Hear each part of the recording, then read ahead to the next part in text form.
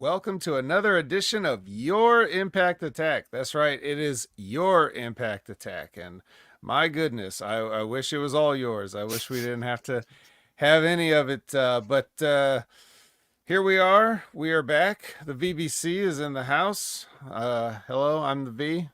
Jamie Williams, the vet. V is for vet, I guess. Tag team partner Brandon. I'm reaching through the internet to make the hot tag, and we got a lot to say about hot tags. Brandon, what's going on? Comes with the comeback. He's cleaning house. We're doing the bump and feed, baby. Happy Monday. Hope everybody's having a great day so far. Starting the week off well. I don't know. Right. I'm feeling it tonight, baby. Whoop, whoop. Feeling it. That's right. I mean, obviously, the Raw watch along has got you hyped up. Obviously, WWE is doing major business, and they've got you all hyped. So that couldn't be a better time to jump right into the Impact Attack. And who's jumping in with us so far? I see a couple people, but I'm sure we'll get some more. Looks like so far we got Lab Rat and Javi Uchiha in the house. Hope everybody's doing well. That's right. We'll be testing patience tonight, Lab Rat. We'll be testing patience tonight, and we'll be testing it on me. I'll be the Lab Rat as we talk about this extraordinary block of TNA programming. Holy goodness. Let's just say that Matt Hardy may not be the only one broken after this, but yes. There you go. It's back, guys. It's back in full effect. But so are we. We're here. We're going to give you a nice show full of content. Usually we talk about what's been going on in the world of wrestling, and I don't know, going over the news didn't really seem like much is going on. If you're not talking about, I don't know, Clash at the Castle or something of that nature, then doesn't seem like there's a lot of interesting wrestling news. Not that I've seen. So I don't know, Brandon, did you see anything? Well, there was like one guy making a return to a company, but we'll talk about that when we get to our Against All Odds coverage. Yeah, we'll talk about that. That's all part of the coverage. But yeah, I guess we can. Let's see. I'm trying to think. Is there anything else of note to talk about? I really kind of isn't. A lot of podcast recaps. Yeah. One podcast I kind of recommend that I've begun listening to is Tommy Bloch's Tales from the Attitude Era. Oh, yes. Now, Tommy Blacha was a guy, I believe he was coming in right at the tail end of like when Russo and Ferraro were leaving. Yep, and in the first episode, the way he kind of tells it in a weird ass way, Russo kind of picked him as his replacement. Mm-hmm. Yeah, I've heard some stories about that, but not from him. Yeah, the way Tommy Blacha says is like, the very week that Russo was leaving, he had a phone conversation with me. He said, "Hey, just come to TV." And Tommy Blacha said it really felt weird the way he was saying. He said, "Dude, just show up to TV, just come." And he said it felt in a weird way. It's like Russo kind of wanted to make sure he was doing the right thing by saying, "Hey, I already gave you my replacement before I left." Mm-hmm. Right. Which is always great. It always goes over well, you know. It doesn't get you any heat or anything like that when you do it that way. But the way that Tommy tells it, he says like when he got there, McMahon was like very relieved to see him and basically pulled him into the huddle, said, "All right, hey, we need you, help us." Mm-hmm. Well, so how long has that podcast been going? Month and a half, maybe 2. So, a few episodes out. Yeah, the way he kind of covers it is he starts with kind of goes on a show-to-show basis. Like he goes to like that Raw and that SmackDown, and if there was a pay-per-view that week, he covered that too. But he didn't do like a breakdown of those shows. He just said, "Hey, this is kind of what was going on. This is what I was involved in. This is what we were doing." And here's some stories about that time. Well, people do love the Attitude Era. So, if you want to hear about, you know, the era when it started to die, then I guess listen to what is this podcast called again? We'll give them a Tales, shout out. Tales from the Attitude Era by Tommy Blacha. All right. Well, I haven't been listening to any podcasts lately. Nothing new anyway. I listen to them all the time. Actually, I feel like my job is just me getting paid to listen to them, and then while I'm there, I do a little bit of work. But that's fine too. Um, and as a side note, one of the things that I notice when I'm listening to one of the things I listen to every day is the wrestling news, which is that just like a short 5 minute thing that Brian Last, Arcadian Vanguard Network, his whole thing, he puts that up there just to run down stuff that like results that happen on shows and then any big stories that happen outside of wrestling. So it gives you like a quick recap of things that happened.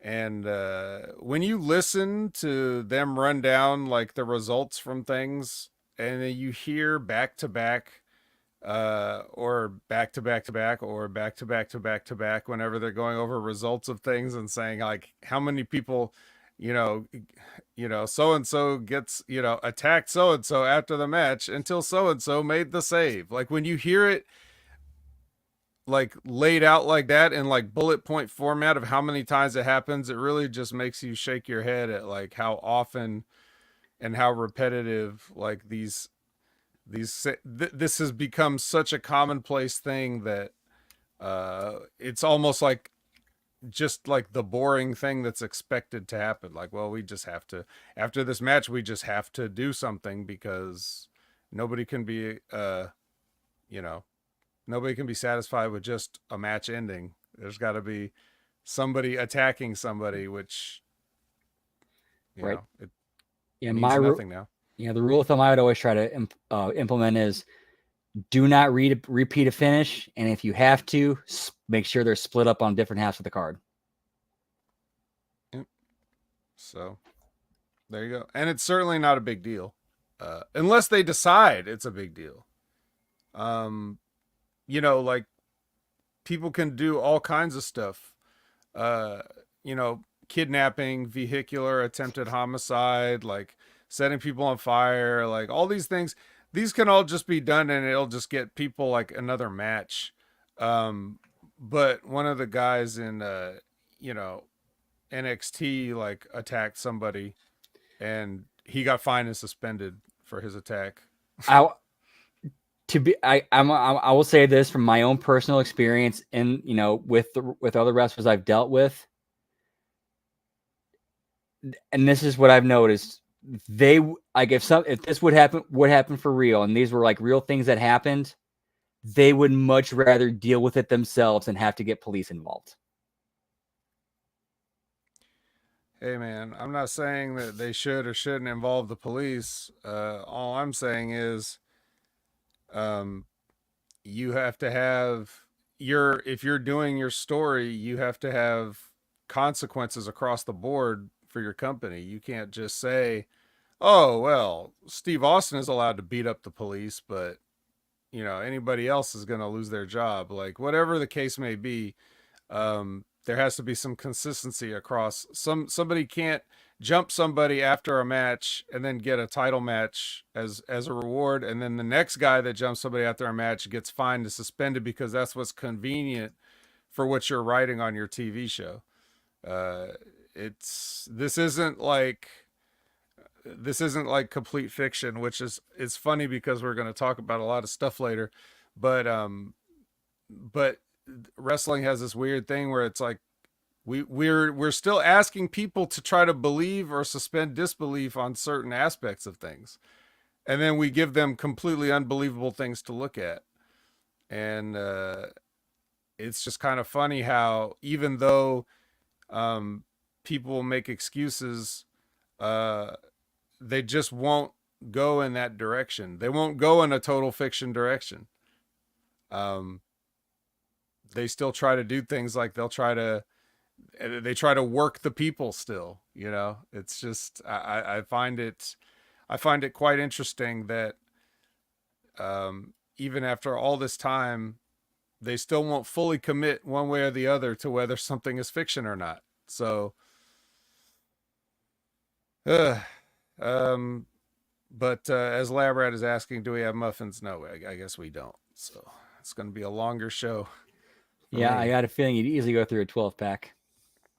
Yeah, my God. If I just start now, but I have nothing, and I've been getting, I've been getting way too, I've been gaining too much weight lately, so I'm not going to stress eat to make anything worse. But I'm not going to make anything worse for you guys. I'm going to get right into this TNA review because we got a lot to cover. We got to talk about not only this go home episode, but we're going to talk about Against All Odds.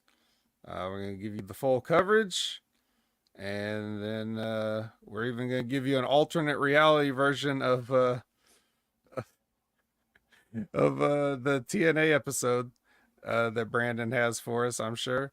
And I'm somehow I have a feeling like when we get to the House Hardy segment, it's going to be same thing we got on the show, and we're just going to move right on because I'm sure it was absolutely perfect. But as any Spoiler alert, I did leave that entire thing completely intact. Intact. So, and you know what else? It wouldn't be a recap. It wouldn't be a review without a catch-up packet to start. Because we have to let everybody know what's going on. All those, the flood of new viewers that TNA gets every week. They're just, I got an upgrade. Oh, oh man. All right. There you go. That's the good stuff. Yeah, with the influx of new TNA viewers that they're obviously getting as their popularity increases, you got to make sure they're all caught up on everything that's been happening because everybody knows it's really hard to just jump into wrestling and figure stuff out because this is so sophisticated. This is so intricate storytelling that they do, of where guys have a match and then jump each other after the match. That's way too complicated to follow. You can't just jump in. So we have to make sure to catch you up every single time, just to let you know what happened. And then that way you'll know that when Zachary Wentz faces Mike Santana, you'll know everything that led up to this match to this point. Oh wait, no, you won't, because I don't think they talked about this in the intro in the catch-up packet, did they? They didn't have any Santana and Rascals and Burt in the ketchup. Did they have it? I don't remember seeing that now. But at least the announcers caught us up. Oh well, the announcers, the great announcers. So shout outs to Tom and the other guy. So it's Wentz versus Santana here. You know who's gonna win because if they put Zachary Wentz in the ring, that's like, oh well, in a singles match. Although I don't know, I guess he's gotten a surprise win here and there, so who knows? I'm sure he'll beat the Santana, who's kind of getting a push here. But in any case, he's out there on his own, and Trey Miguel's out there, of course. Yes, Carlos Santana, Jerome Hall. That's who. I would rather see him actually. He's like, hey, why do we have to fight? Let me just play a little guitar. But so we know that Trey is going to try to cheat. We just already know that. But Burt with the extremely prompt. They should put Burt Macklin on security because his reaction was extremely prompt to this cheating attempt. He was out there to thwart it. Santana gets the win, and then they stare at each other like, oh, I know we're supposed to be partners, but can I still trust you? Oh my God, will they be able to coexist? I think the idea they're trying to get across was like Macklin trying to prove to Santana, hey, I got your back, you can trust me. But Santana's like, I don't know if I can trust you, man. It's very exciting. We got to tune in. We got to purchase Against All Odds to see if we can trust him. It's pretty good. Any thoughts on this opening contest? Nah, basic, simple, and got what they needed to across. I mean, I just would have might shortened it a little bit. Other than that, it was fine. Of course, got to shorten it. No wrestling on the wrestling show. Let's get that all out of there. Um. So, well, speaking of the announcers, Tom sits down with Ali, Mustafa Ali, and they're doing this little interview thing, and then the main point is that Campaign Singh comes in and does the thing where it's like, I'm sorry, we have to, we've reached the allotted time. We have to, we have to go. I'm sorry, so. How they should have done that was they should have had him like lean into Ollie's ear and whisper to him like when Bush found out when the towers got attacked. Yeah, I don't know why they didn't do that. That would seem like such an obvious thing to, even if you don't reference that, or even if you do reference that and nobody gets the reference, I mean, It still people works. still just get it. Yeah. Right. I'll usually have him whisper in his ear just like that, and then Ali says, "I'm sorry, we've reached our allotted time. Goodbye." Right. And we'll, get back to that later because that plays a pivotal role in the Against All Odds match. So, but we have now a digital exclusive, but it's from earlier this week. Which, what do they mean earlier this week? But anyway, it's got music underneath also. By the way, so it just like. Well, to be fair, if it was from earlier this week, they've had time to edit and polish it before they posted it. I'm just saying, where in TNA was it earlier this week? Because they look like they were in the building. So have they just been living in the building all week? They got a hotel in there. Oh, they don't. Okay, right. I don't know. I'm just this ain't even Sam's Town, bro. Where you got the hotel and the thing. This is well, it's funny because this is purported to be let me see here. What is this? Well, I'll get to that later. I won't spoil that. That's a funny thing. But anyway, so it's the system, and they're talking about the Hardy deal that's going to happen. And then Moose says that he's happy to break Broken Matt in front of his family, which I like his attitude there. And then Masha approaches Alicia to try to talk about something, even though she's only speaking in Russian. But then after Alicia says, I have no time for this. I got other things to worry about right now. And then the Hex approaches Masha and like, hey, look, little Miss partner doing something else, whatever. I don't know what they're trying to do, but all this was together. They took two little pieces of business and put it together. But this was earlier this week, and it's a digital exclusive, even though we're seeing it now. So I guess they don't know what exclusive means. I guess it was shot digitally, but exclusive usually means that you couldn't see this somewhere else. I think digital exclusives should be exclusive, and they should only feature AJ Francis or whoever the digital media champion is. But right, like there's other ways you can like use stuff like this to drive viewers to your social media and digital media and stuff like that. But don't call it an exclusive if you're gonna show it on the TV. Yeah. It's just, I think it's really just their production way of trying to say like, hey, this is why this is happening. This is why you're seeing this now instead of like as part of the show or something else that, but there's a lot of continuity errors that don't make sense about that. So this is leading in the whole reason they showed this whole thing was to lead into the Masha Slamovich versus Marty Bell match. I'd like you to know that you can get your militia. See what they did there? You can get your t-shirt now at the TNA shop website. It's now available. In this match, the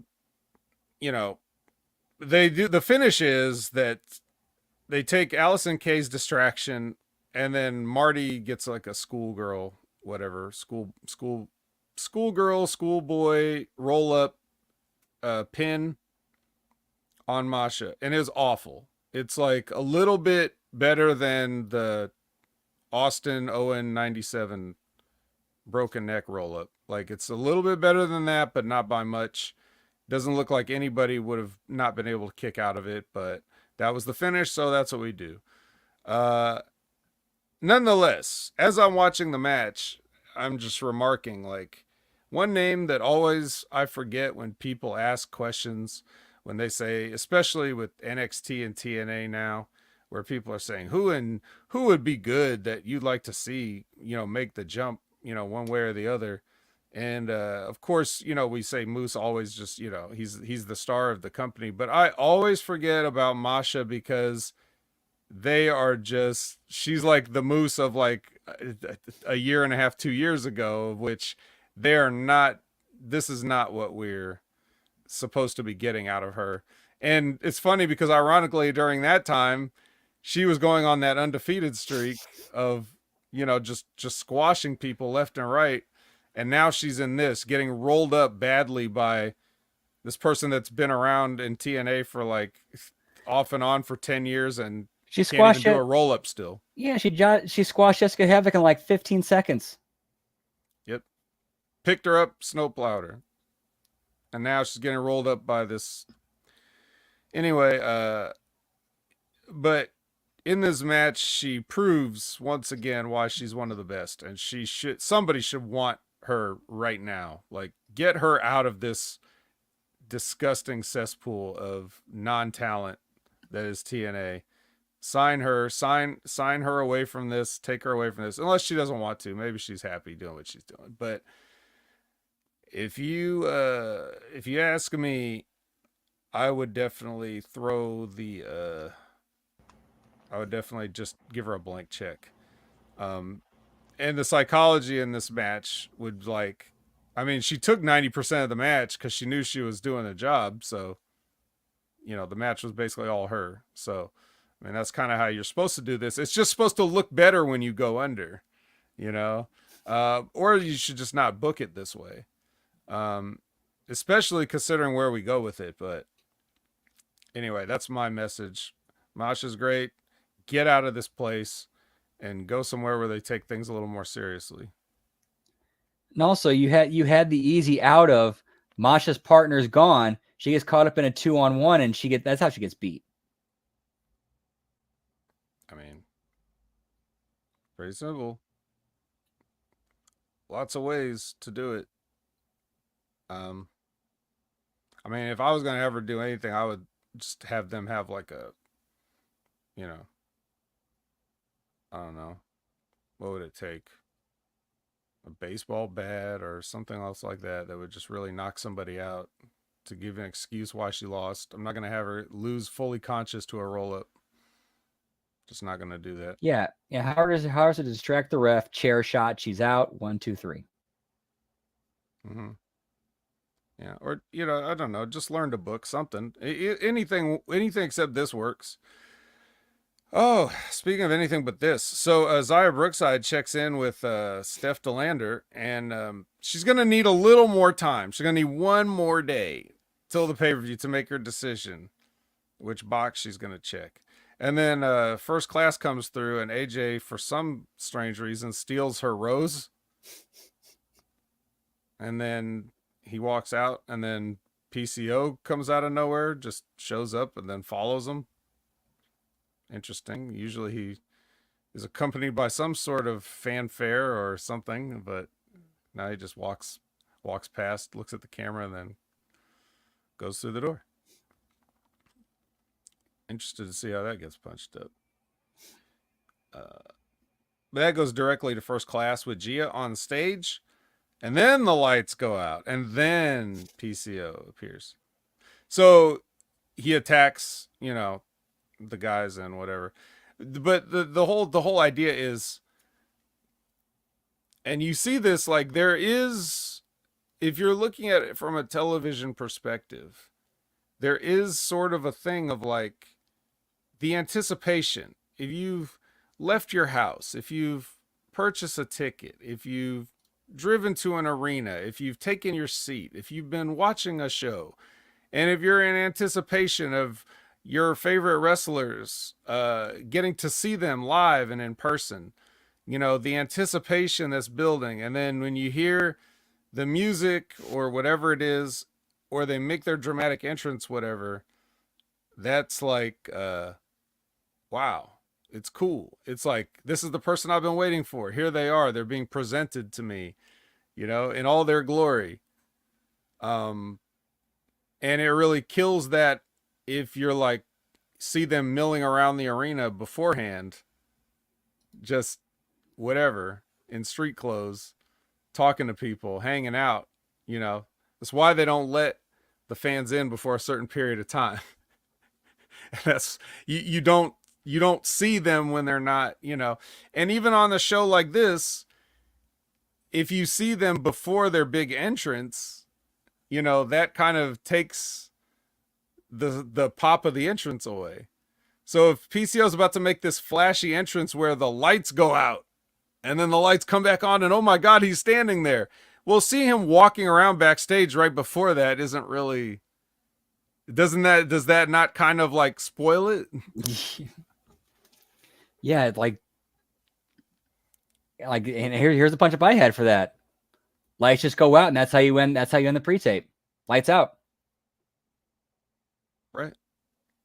Or just leave it like, oh, I guess First Class is just gonna bully Steph DeLander, and then maybe nothing will happen, and then that's how PCO showing up is more of a shock and surprise, even though it shouldn't be, because it's definitely predictable. Okay, now you bring that up, maybe something like a Steph DeLander's. She's a big enough girl. She could, you know, stand her ground against AJ Francis. She, you know, she stands up to him, and he kind of starts getting him and Rich you kind of push it just a little bit to the point where it's like, okay, this is kind of out of line. That's when the lights go out. Well, we're going to see later that they have no problem with violence against women, so it really shouldn't be an issue, right? But they didn't do it.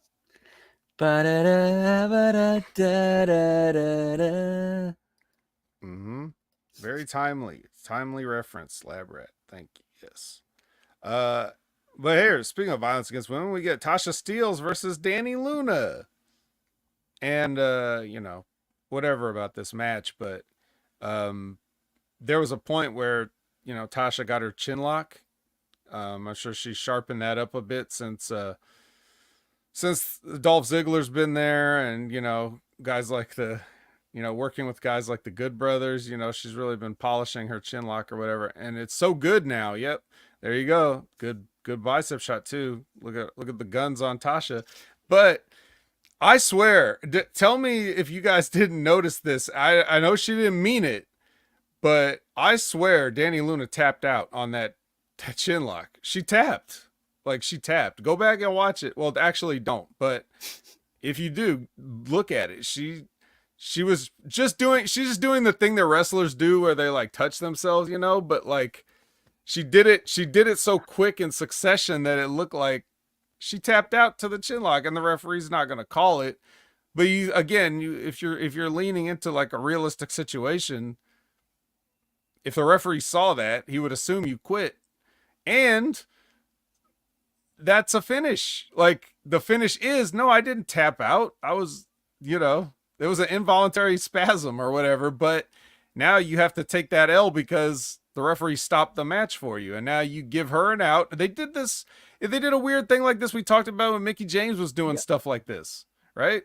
So it's not like it's never been done, but they didn't do anything with that when Mickie did it. But now that they've done this, you know, there's something. And then Tasha could say, I tapped you out. You tapped out. I felt it. They all saw it, all this stuff. She's like, I didn't tap out. Whatever. So no, they don't do that. She just, you know, eventually the match just goes on and she wins with her finish. Okay, great. You know, Tasha Steelz feels less important than she ever has at this point. So that's what they did. But I don't know. What'd you think? I thought it went way too long. Yeah. Like, I think you could have got this business cut done in about 60% of the time they gave it.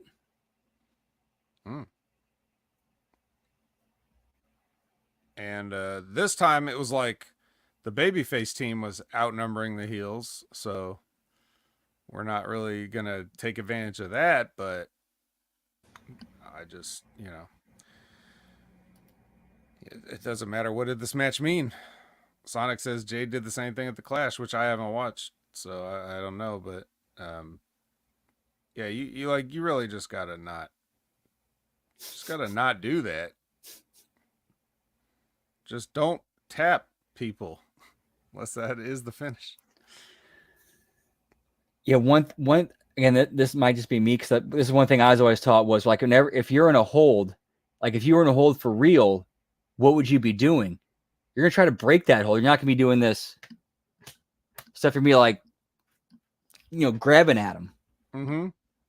Well, yeah. Well, you see that all the time when people are like, if somebody's got you in the arm wringer and you're just like, you're slapping your shoulder like. What is that? Who would do that? Like when you get hurt, when you stub your toe, do you reach down and slap it? Of course not. No, somebody has my wrist like this. I'm going. Right. You grab the guy. You fight the dude. Wrestlers are so bad now. Like nobody does this. And if you watch old wrestling, a lot of people didn't do it then either. Like there's so many people that are really bad at everything. And those are just fundamental things that I guess we were taught that doesn't even matter. So, why do we need to learn it? We should just do whatever we want. Yeah, and like another thing I was always taught too is like if you're in a hold, you roll. If it's time for you to reverse it, you roll with the pressure. Yeah, we could probably hold a seminar here, but we've got enough other stuff to cover. But I will say this won't be the last time we'll notice somebody that sucks at wrestling not reacting properly to a hold. But we got Joe Hendry. He's with Gia and no music underneath this time. Ace Steel wanders in. He believes in Joe Hendry. And that's right. And then the King of Self Bets does not believe in Joe Hendry. So I guess that means we're going to have a match. We got a match. For Clash at the Castle. Wait, no, I'm sorry. Against All Odds. All right, here it is. The moment you've all been waiting for. The system arrives at the Hardy compound. They drive up, and then we go to break, and then we come back, and here it is. I don't know what they're going to call this one. They used to have names for these kind of things like the final deletion or whatever. I don't know really what this system failure, is that what they can call this viral version of this when people just watch this by itself on YouTube? I'm just going to turn this over to you, Brandon, and you can talk about it as much as you want. Unedited, unfiltered. All right. Uninterrupted. Okay, one second. Let me pull up the ProWrestling.net report so I got a much better notes of it. Is this Jason Powell? It's his site, but it's one of his other guys who watches Impact. Yeah, because even Jason Powell couldn't be bothered to watch this. I don't blame him. Okay, so one thing he did not put in here I was kind of surprised about was like the first thing they saw was a painting, which they referenced. They were about to say something that Jeff Hardy did. Said, no, you can't mention him yet. Which was when we get to Against All Odds. Yeah. Yep, and they about to say his name, and everybody's like, no, not yet. So that was basically an obvious tease for what we're going to see at the end of Against All Odds. So then they get there, and see, let's go ahead and read it verbatim. Eddie, Alicia, Myers, and Moose were walking through the forest in front of the Hardy compound. Broken Matt Hardy welcomed the system to the compound and said he didn't know why they decided to enter from the backyard. He said he wanted to show them the surprises at the front gate. He said he wants to introduce them to Queen Rebecca, Lord Wolfgang, Bartholomew the Fearless, the Gothic Baby, and Senior Benjamin. Moose said he doesn't care about any of those people, but he's glad they are here so he can kick their ass in front of them. Hardy told Moose to stop moving forward because he just set off one of the traps. Random fireworks started firing at the system. Opera music also played. When the fireworks slowed down, Brian Myers picked up a Matt Hardy action figure because Myers and Cardona love action figures. The toy caused him to warp to a random room in a compound filled with arcade machines. Myers then picked up another toy and said it was an upgrade. Myers saw someone run past the door and he chased him. He picked up another Matt Hardy action figure, which caused the special effects to calm down. A kid showed up and yelled, "Yes!" Myers walked into a room with a ring and random skeletons all over the place. Matt welcomed Myers through the speakers. One skeleton was dressed up as Edge. Myers heard Joe Hendry singing about Myers being Edge's bitch in his head. He also saw neon green kick pads that reminded him of the time when he was in Global Force Wrestling and won the TNA tag titles alongside Trevor Lee. Myers then saw a skeleton dressed up as himself, and he heard Tom Hannafan in WWE announcing how he lost 269 matches in a row. Myers tried to pick up another action figure, but was speared by the Edge skeleton. Then Matt Hardy's son did Hardy's O pose on top of the ladder, followed by the usual leg drop on Myers. These are like high school biology skeletons, by the way, in case you're wondering, like what if you're conjuring up some like more expensive and elaborate picture of what's going on here. I'm just letting you know that's what it is. Yeah, it's basically what you would see hanging from like those like metal poles. It's like, okay, here's this bone, here's that bone. Eddie Edwards was wandering around the forest near the Hardy compound, yelling if anyone like Willow was around. He ran into Wolfgang Hardy, who asked Eddie if Eddie was an American wolf. Eddie said that was behind him. Wolfgang said something else was behind it now. Eddie stared at a full moon and then transformed into a werewolf. They actually put effort into the makeup. Wolfgang Hardy howled with Eddie. Alicia Edwards was in the house where piano music was playing. Alicia approached Rebby Hardy and another one of their kids. Alicia said she thinks Matt and his family are all freaks and this place is a house of horror. Rebby thanked Alicia for the comment. Alicia said she's had enough and walked away. One of Hardy's kids got in Alicia's way and shot confetti at her. Moose was walking through the yard yelling for Matt to show his face. Another one of Matt's kids put his hand on Moose's leg. Moose asked if the kid was stupid. The kid said he wasn't stupid. He was Bartholomew the Fearless. Bartholomew told Moose to follow him. Moose lost Bart Hardy. He found Senior Benjamin's house. Senior Benjamin was in the theater room watching the final deletion. Moose entered the shack and found himself in Matt Hardy's childhood home. Moose said Matt was one weird dude. Matt appeared behind Moose and slammed him into the wall. Matt put Moose in a wheelchair and wheeled him into a garage. Somehow, Rebby got Alicia into a guillotine, as in the one that cuts heads off. The camera panned up, and Rebby dropped a blade on Alicia's neck, apparently. Matt dumped Moose into the lake of reincarnation. Moose walked out wearing a football jersey and helmet. Matt said he turned Moose into his best form, number 69. Moose said Hardy wasn't going to make it to Against All Odds. Moose was about to spear Hardy, but the Vanguard 1 drone got in the way. Before Hardy could land the twist of fate on Moose, the system teleported to the front gate of the Hardy compound unscathed. Eddie wondered if all that was real. Moose said Hardy is a dead man, and he's going to kill Hardy at Against All Odds. The segment ended with Matt Hardy yelling, "Yes!"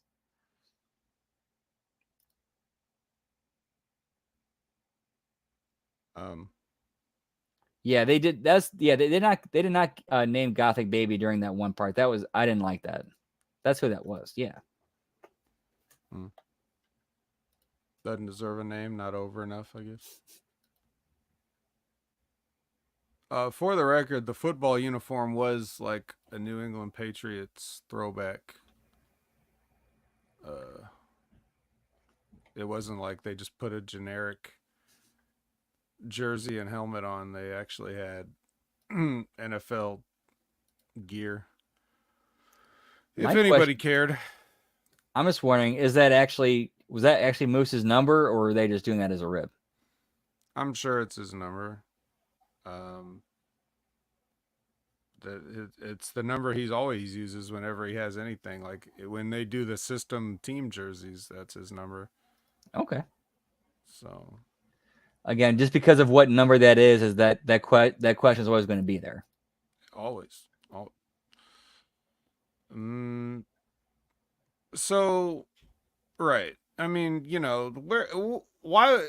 There's really no point in me trying. Like everything that you just said speaks for itself. I think. I mean, it's actually worse than what you made it sound like because you're just reading a recap, just like you'd read it. You probably never read that before, and you were reading it for the first time cold. So you just read it, and it still sounded like more like you could see like, oh, I could see how if they were doing that, like maybe. Um, but if you actually watch it, holy shit. Um, I mean, you could just start at the very beginning, like who's filming this, but you could have asked that for any of the stuff that um they've ever done, like as the Hardys and the Broken and all this universe stuff. You could always say like who's filming it and just immediately start tearing the whole thing down from there. But especially in this case where you know everybody so I mean, one person was killed, Alicia was killed. And of course, they wouldn't show that. Whoever's filming it wouldn't just show the guillotine falling on her neck. They would just pan right up to see the guillotine fall and then not do it, right? Because why would anybody want to see what happened? So, things like that. But then after, so at least one person was killed. And then you never know what happened to the other person, Might the that other have been people. might that have been a tribute to Tarantino? Do you remember in the ear cutting scene where before he cuts the ear off, they pan away to the thing, and in the next shot we see him with the ear in his hand? Right. But that's a movie, not a documentary. So if you have, if it, but the whole thing is like, even you take it to the ending where they're trying to do this, like, oh, they just teleport back in to the front gate, and they're like, oh, and Eddie's like, was that real? Like the most expository, badly acted, whatever, was that real? Trying to suggest that it was perhaps all in their minds, but then again, we just saw somebody film it all, and then we just saw you teleport back to the front. So doing the was it all a dream thing doesn't really work if it's supposed to be filmed with handheld cameras. Who's filming that? Where's the camera? And if they documented the whole thing, then well, I guess it happened, didn't it? Didn't she really get speared by a high school biology skeleton? I figured it out. They all four of them have Neuralink, and it filmed it and gave it to Impact. Ah, right. So Neuralink films your perspective of you, not what's happening in your head. Got it. Both. Yeah. It's like, when do you choose dream cams? Liz says the NXT mind technology. Yeah, that's right. We actually know the future because we've seen Apollo Crews see the future. So we actually have the technology to capture the psychic premonitions, to use a Matt Hardy line. And we're just not using it for the good of humanity. We're just, we only use this great, amazing brain harnessing technology for wrestling. We're not using it for anything good. But yeah, I'm not going to dignify this by like actually trying to like review it. I'll just point that stuff out. There was one part of it though. I mean, you guys may be surprised to find there was one part of the whole thing though that really spoke to me. Like it actually just reached out and touched my cold, icy heart. And that was the part where Moose was out there and he was like, "Enough of this bullshit." And I was like, "Yeah, man, just really, I feel you, Moose. Exactly. I couldn't have said it better myself, so I won't. I'll use your words when I do my Impact review." And that's my review of that. But yeah, any closing thoughts on the system failure?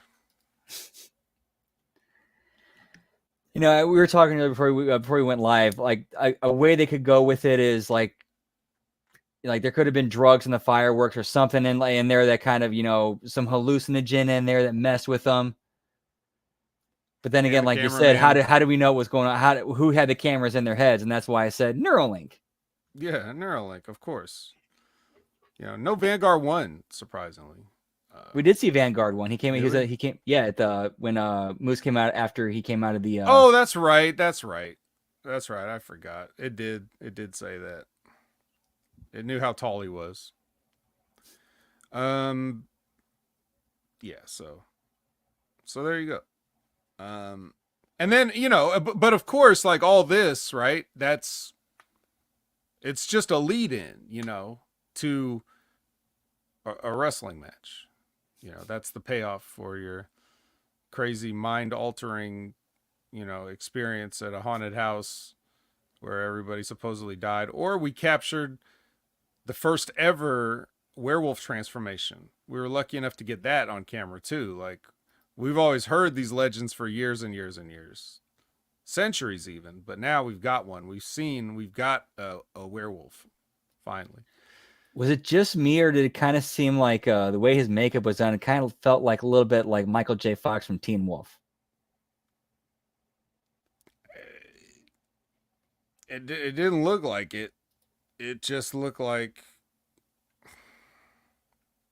It's funny that they said they actually put effort into the makeup, because I guess they did. But, your mileage may vary on what you think effort is. So, yeah, I don't know. But yeah. Oh, Spaceman says we've seen real werewolves transform in the Howling movie. Well, yeah, it was a movie though. This was real. This was 100% real. That skeleton really did spear Brian Myers. Like, it happened, and you saw it. So yeah. All right. Well. So yeah. So this goes to a wrestling match eventually. That's what this all leads to. So after all this, you're going to get something that couldn't possibly live up to this. Even if this was good, you're still going to see two guys in a ring in a live audience, and you can't recreate a lot of this stuff. Eddie can't turn into a werewolf in front of the live crowd or anything like that, but we're going to do it here. So anyway, but this also just leads into another wrestling match directly on the show. Like, you didn't end the show with this. You stuck it right dead in the middle. Like, the 9 o'clock hour is a thing on TNA Impact. Like that's like anybody switching over to Access TV at the 9 o'clock hour. Like, well, let's see what's on Access at 9. I'm gonna miss the first half of the show. Get the fuck out of here. Nobody is doing that. You couldn't have followed this with anything anyway, but you can't stick it smack dab in the middle. That is one thing I fixed. Good. That's what we close the show with. Good. I mean, fixed. If you didn't delete it entirely, see what I did there? But still, it might as well. Second best thing. But yeah, so it goes from that into some person named Jada Stone, who we've never seen in our lives, in this match, waiting for her opponent, which is going to be Ash by Elegance with the full concierge, entrance. Sonic said could only do when nobody watching, like Kel from Mystery Man. Yeah. The werewolf transformation. So anyway, they do this thing, and then the concierge asks Jada Stone, it's like, who she is, and she's like, I'm from right here, and I'm from right here in Kentucky, which is like, well, Kentucky's kind of big. That doesn't really narrow it down, but furthermore, you had a graphic earlier on telling me that this was from Cincinnati, Ohio. So, I don't know what you're talking about. That's the kind of production errors that, you have to get a hold of when you're doing these kind of tapings. I think Cincinnati might be close enough to, oh yeah, it's like right there on the Kentucky border. So it's basically, it's Cincinnati. Sorry. Can't say right here in Kentucky when you're in Cincinnati. Can't do it. Cincinnati has its own NFL team. Moose would know that. Kentucky doesn't have an NFL team. Well, I can say from experience growing up in St. Louis, like we've always considered like both sides of the river St. Louis, whether it's Missouri or Illinois, but like just that whole regional area. Hey, you're from Missouri? I'm on the Missouri side, yes. Right. Well, I guarantee you, Illinois probably doesn't share that sentiment. They're probably like, "Don't touch, don't touch me, Missouri. We do not claim you." Um. So yeah. But anyway, whatever it is, that's what she said, and it doesn't matter because nobody cares what you already know what this match is going to be. Rosemary's in the rafters like Sting. Like I guess they figure anybody that paints their face with some white face paint can be in the rafters, and yeah, yeah, yeah. Jerome's from Illinois. You will get shot. Uh, so yeah, we got Jerome and Javi here. You tell me. You guys claim any Missourians here? But anyway, so eventually we get the rarefied air from what you call it, Ash. It doesn't look like a swanton. It looks more like she slipped and fell off and did a somersault off the top and fell on Jada. But that's good enough. 1, 2, 3. There you go. Any other thoughts on this? As what it needed to be. I like that Jada had some time to kind of get herself and get her character over. I like that she actually utilized that. That's right. Her character is that she's disoriented and doesn't know where she is. It's like a rock star that doesn't know what town they're in. Uh, but anyway, yeah. So we got a Jonathan Gresham vignette where he finally speaks as the Dark Octopus. We haven't heard him speak yet, but we have now. And he challenges Sammy to Against All Odds, I guess. But he also did make the point in his promo of like, well, the way I see it, I beat you, so I think we're done here. But if you're not going to let it go, Against All Odds, then. So, yeah. Any thoughts on Dark Octopus? No, I like that he got to show a little bit more character here and develop a little bit more. I think we need to see more stuff like this out of him. Dark stuff. Very dark. Jordan Grace is very disappointed that she didn't get the job done at whatever that battleground, whatever. But she's going to have an open challenge to any woman for any promotion. I don't even know if she specified women specifically. She said anyone for any promotion come and get some if they want at Against All Odds. And boy, oh boy. But the main event was the ABC versus the Zigglers. Actually, the Zigglers sounds like it should be a comedy on ABC, but that's actually our main event. So what'd you think? As far as actual wrestling matches go, I thought this was really well done. They built the way they got as much mileage out of everything they did. And they spent a lot more time doing selling and character. It showed you can have a 20-minute match without doing a bunch of ridiculous shit and get the crowd invested and make them care. Mm-hmm. Now there was some, when it got towards the end, they started, going to the no-sell, straight shots to the head, which I didn't really care for. But other than that, I thought it was a great match. I thought it was, this could definitely get the condensing treatment.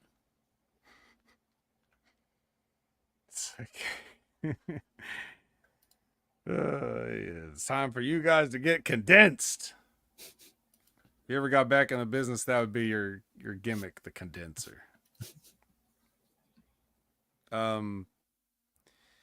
Yeah, like if a match is going too long, I'm like, okay, guys, you got 1 more minute. Let's wrap this up.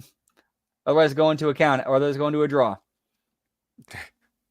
Who is it that came out? Like, who was the agent that would come out for the WWF and like just adjust their tie in the rampway to let people know that, to wrap it up? It was like, I forget who it was. Maybe somebody in the chat knows, but it was like a thing. Like if you saw that person, it was like, oh, okay, better take it home. Well, here's my thoughts on this. There was a time, I think it was Inoki who actually did that. It was Sylvester Terkay and somebody else. Luke Gallows, yeah, Sylvester Terkay and Luke Gallows. The match was so bad that Antonio Inoki himself came out and said, "This sucks. Take it home." I can imagine those two guys. But then again, you booked it. You should have known. That's the way I always look at it.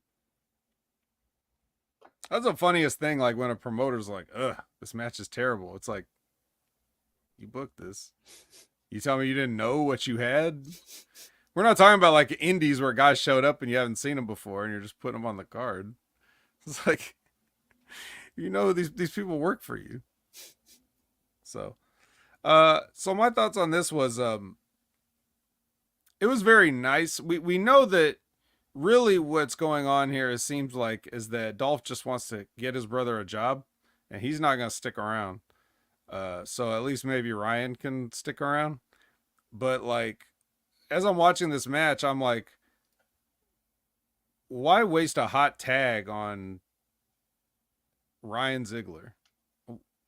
What would be the point of that? Like, you built this whole thing where Dolph is selling, actually working for a hot tag, selling, fighting for the tag and trying to get to it. And then he finally gets it. And then it's like, and then it's Ryan Ziegler. Like, nobody wants to see Ryan Ziegler make a comeback. Not one person in that building cares about him. I'm sorry. Not one person in the world cares about him besides his brother. No one will ever care about him. It's just that way. Not even knocking the guy. I'm just talking about what the perception is of the people in this business. So it's very nice of you to give him a hot tag, but I'll tell you why that doesn't even work, because Dolph is back in under a minute. Like, after he makes his stupid comeback that I can't even remember what it was now, Dolph is just back in. Like, they do a spot where he staggers back and Dolph tags himself back in, and then they go into another thing. And then right, it would have done more for Ryan to have him gain sympathy taking heat and then get the hot tag. Right. If anybody wants to see anybody, it's going to be the guy that was in WWE for like 15 years. So you just, or almost 20. So you just definitely you just build to that guy and have him be on the apron waiting. So now it's not only like you're building for the match, but you're building for the audience to see him. Like, hey, get in there and let's get some action. You know, let's get some chin locks. Let's clean the house with a series of chin locks or whatever you do. So that's what you want. You want that anticipation of like, oh man, Dolph's gonna get him. That's part of the hot tag, is like having an over tag team with an over baby face that people like. It would be like, just imagine if you got a tag team of like, let's say you got a tag team of Val Venus and, I don't know, Stone Cold Steve Austin. No, you know what? That's not even good. Let's say you have a tag team of Scott Putski and Stone Cold Steve Austin. Now, who's going to take the heat in that fucking match? Who do you think is going to be selling in that fucking match?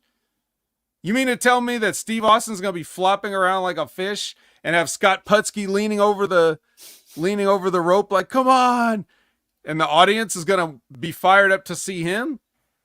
Is that what you're telling me? Because that's what this was.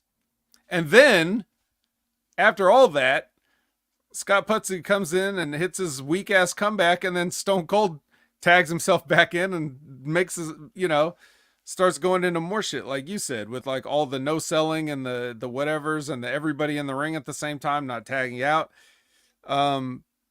They after Dolph came back in, they were doing they went into a spot that would be like in the beginning of the match. They were doing like babyface double teams, but like the arm ringers. Like, this is the kind of stuff like right when you start the match and you're like, first the babyface get a shine, right?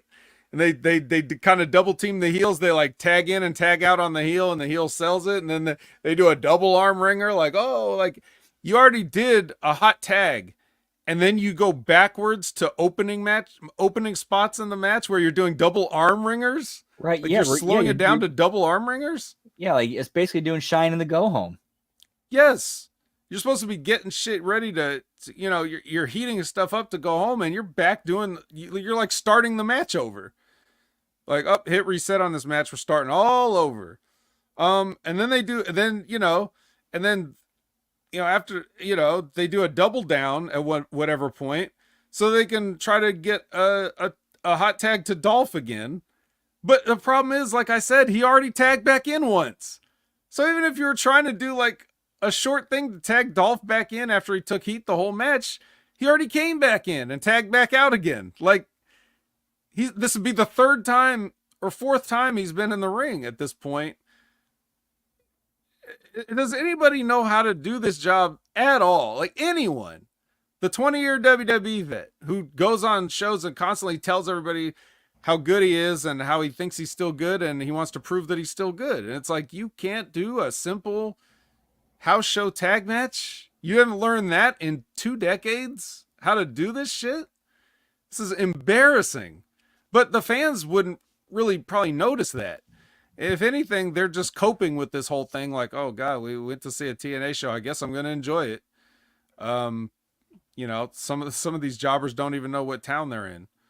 And then I got to watch this. Like, yeah, yay, Dolph Ziggler. Yes. Anyway, the brothers do win. They do beat ABC. They beat the established tag team. So that's great. It's great. It's amazing.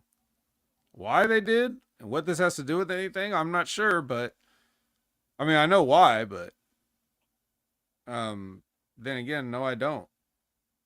So anyway, fuck all those guys is my point. So that was Impact, guys. Yeah. Giggity.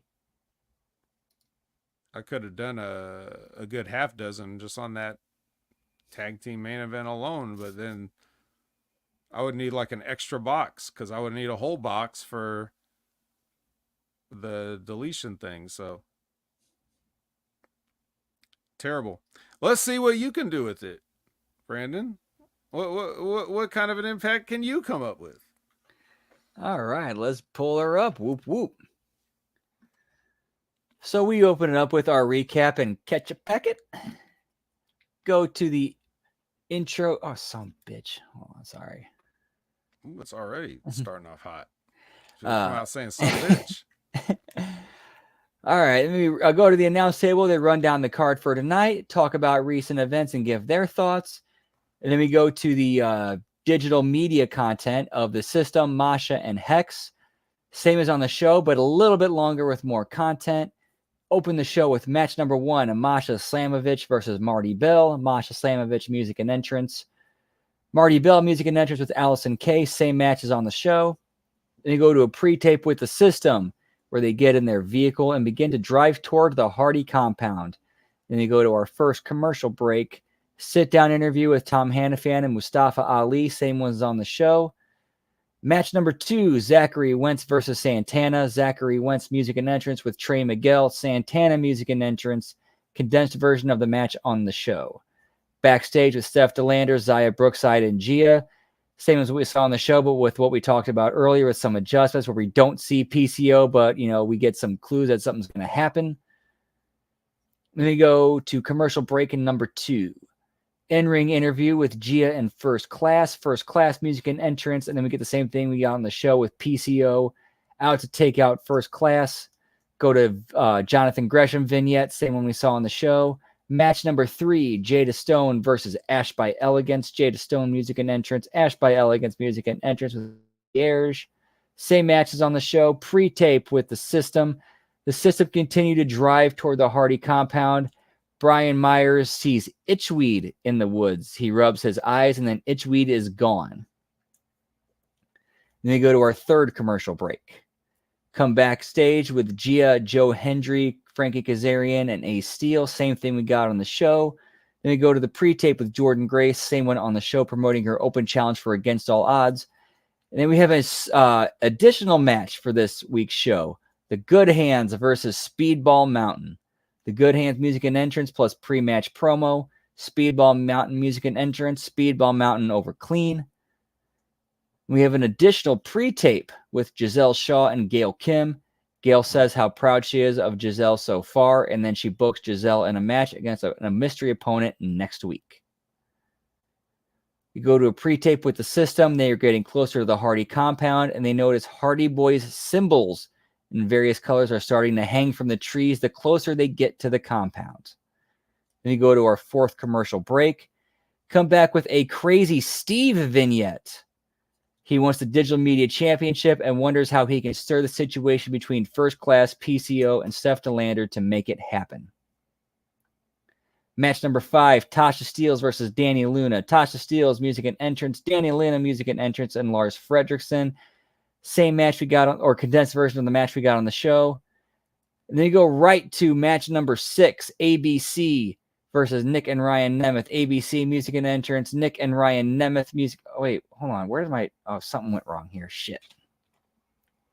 Okay, I kind of... Okay, yeah, I kind of fucked shit up. Oh, well. I was kind of doing this weird. Okay.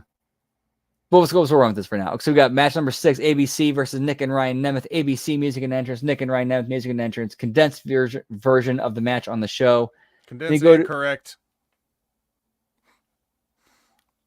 They're going to do a correct version of the match on the show. They're not going to fuck it up the way they did. Right. Exactly. Like all that shit we're talking about. Yeah, that all got cut out. Then you go to a pre-tape of the System. They arrive at the Hardy compound for our 5th and final commercial break. Come back with a New Japan hype video, announce table. They run down the card for Against All Odds. Any matches announced for next week's Impact. And then we go to the segment with the System at the Hardy compound. And that's how we close the show. That's right. It may be rotten, but you can't follow it, so you might as well just go with it. Yeah, so many things, but only so little time. Besides, we got reverse it. Yeah, we got Against All Odds to talk about. This is really exciting. I can't wait to talk about this. And I won't. So here we go. Yeet. Yeah. Yeet. No yeet. So for the pre-show, we get Dark Octopus. Jonathan Gresham versus Sami Callihan. Is it perfect Dark Gresham? Well, it's not perfect, but you know, that franchise is coming back, as we saw announced this past week at the Summer Games Fest. We're gonna get some perfect Dark, Joanna Dark, and low-res polygons, probably. Yeah. It's Sami Callihan. He's the death machine, you know. And you could tell because like when he's throwing those weak ass chops outside the ring, like that is death. It's death to watch. It's grisly death, as Jim Cornette might call it. Maybe Death Machine is just a reference to his physical body, like as a vehicle, because like he's unhealthy looking. He looks like he's a poster boy for diabetes or high cholesterol, or he just looks like he's just a heart attack waiting to happen. So maybe like he is the death machine, like because maybe that's what that means. I don't know. Inching ever closer to death. Ever closer. Well, actually, he's got his foot on the pedal. That's the one thing he does. Well, so I'm watching these guys doing this sloppy brawl outside the ring and everything. And again, like I said, it's like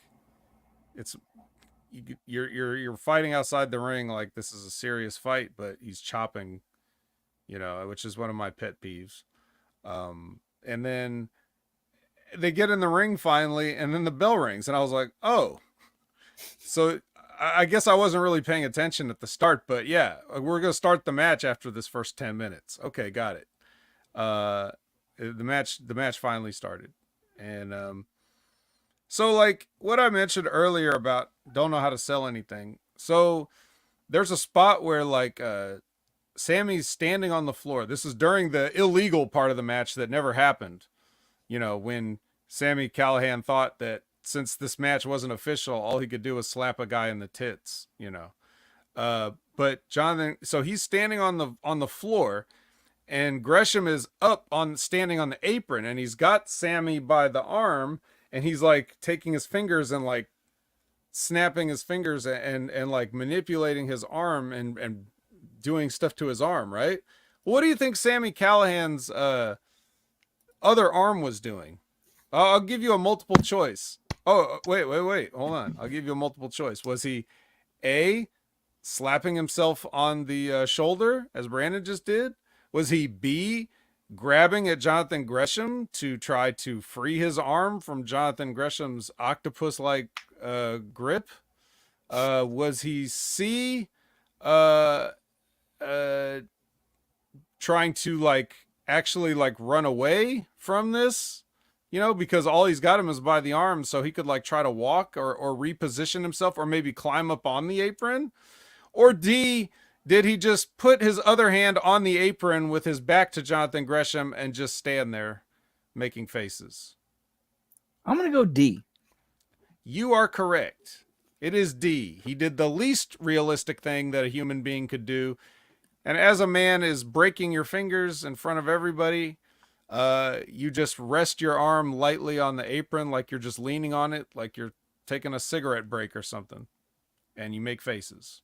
Ow, this hurts. Not that I'm going to do anything about it, but damn, this hurts. Or another option, how could it be like he has you like this, you push him into the barricade. Match hasn't started yet. You're good. No, just chop him. It's all right. Just chop him. It'll be all right. Yeah, no. So anyway, yeah, that happened. But you know what else happened? They had the match in the ring, and I'm not going to talk about that. We're just going to talk about Dr. Kushida coming in, getting up on the apron. He's now Dr. Emmett Brown. Yeah, that's right. He's dressed like the doc this time, but like he's got his gloves on, he's got his surgical mask, and he swabs the ink out of the octopus's mouth, puts it in a test tube for later experiments, maybe for lab rat. They'll be testing ink on lab rat later. Get me a lab rat, pal. Now. Yep, he's got the specimen now, and then Sammy Callahan hits a pile driver.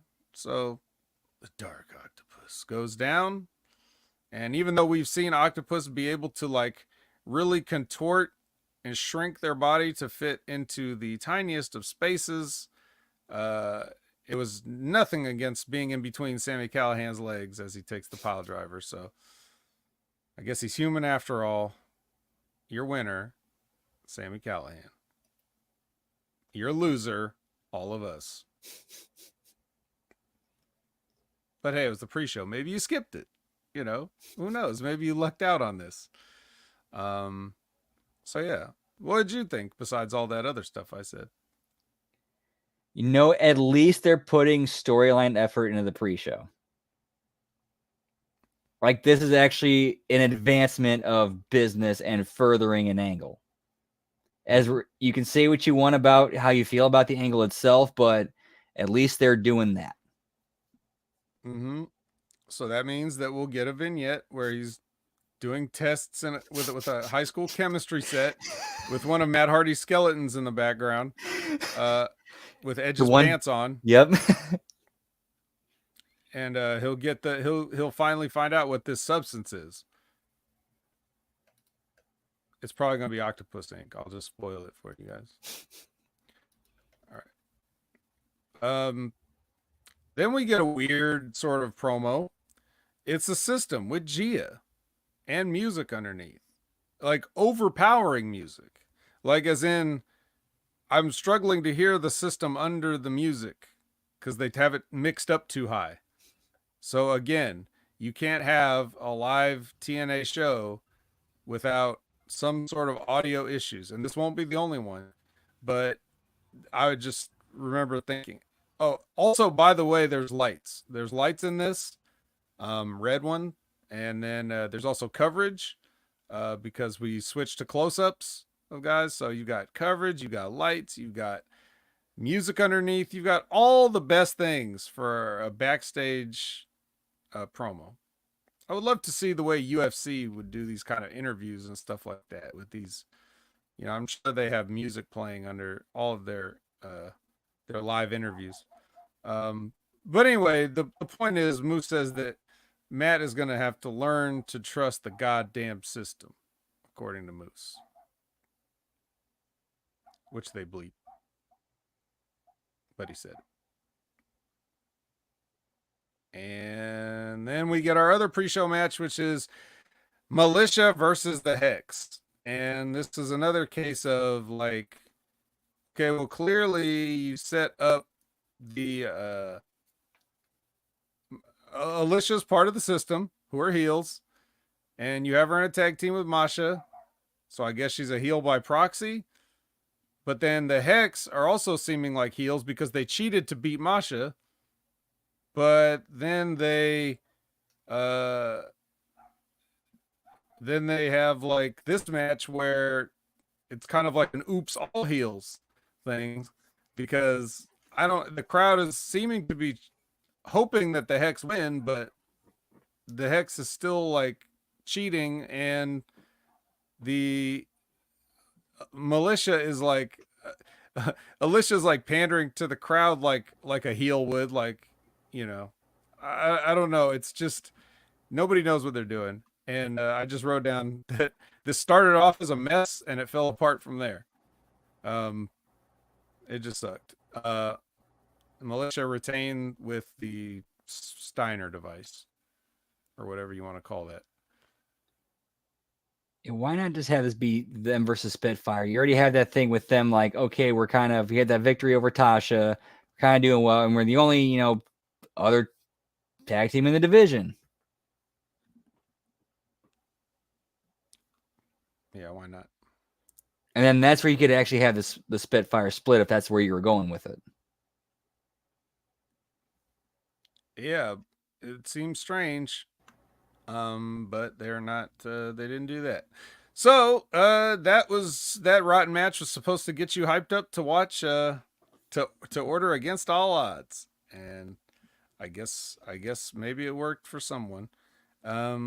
So now we're at the main show. We get the opening package, to hype everybody up. And then we get, we're going to start off with Bert and Mike versus Trey and Zach. It's a tag team match. Can they work together? Yes, they can. Santana wins with his clothesline.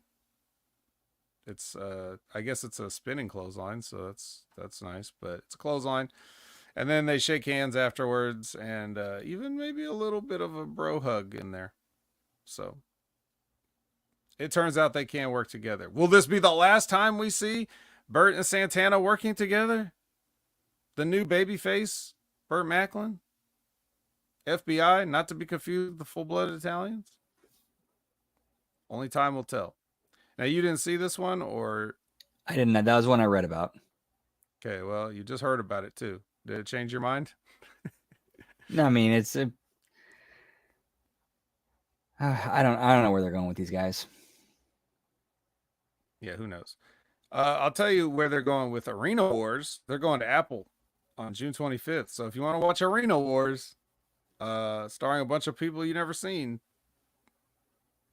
June 25th. Then Matt Hardy does a promo. He's also got lights on him, so the hashtag is going to have to get resurrected. D'Amore's gone, man. Yeah, that's it. He says that broken rules means that all rules are broken. Yes. Thanks for the clarification. Now, what it means is you can't work, so you have to do gimmicks to hide your, fragile old body. Rich Swann versus PCO. I mean, Rich Swann didn't steal the rose, but you're not going to have PCO go over on the digital media champion. So, AJ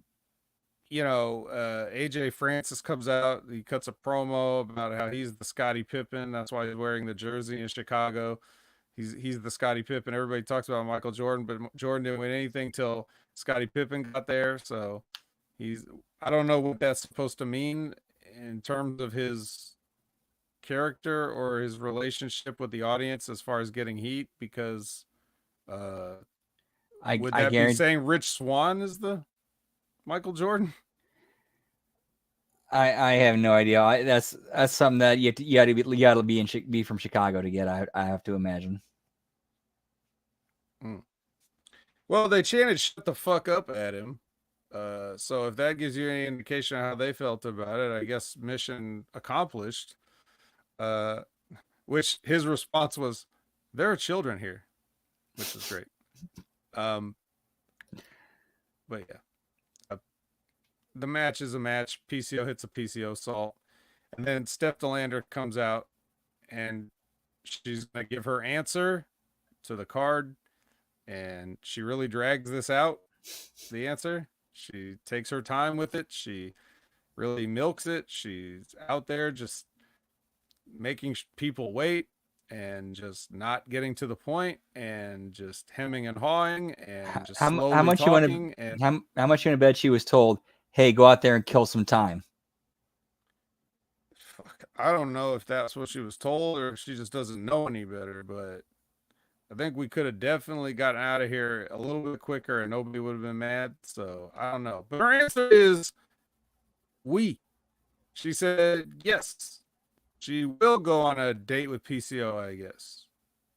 She's very happy about, I guess. I don't care about this. I don't care about the date.